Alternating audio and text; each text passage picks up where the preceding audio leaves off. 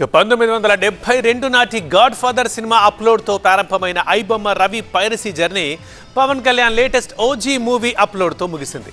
మరి రెండు సినిమా మధ్య ఐబొమ్మ రవి సంపాదన ఎంత, బెట్టింగ్ యాప్లతో బేరం ఎలా కుదిరింది, దీనిపైనే ఇప్పుడు ఫోకస్ పెట్టారు పోలీసులు.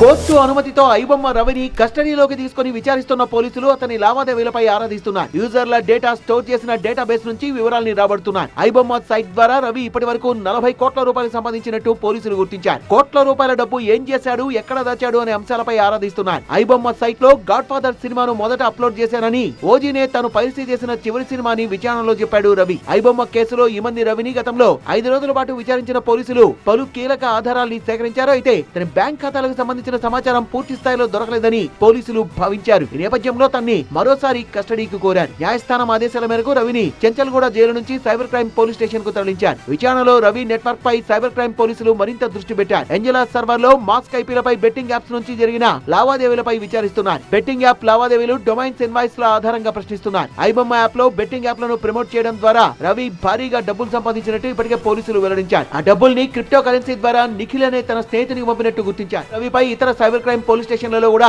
5 కేసులు నమోదయ్యాయి.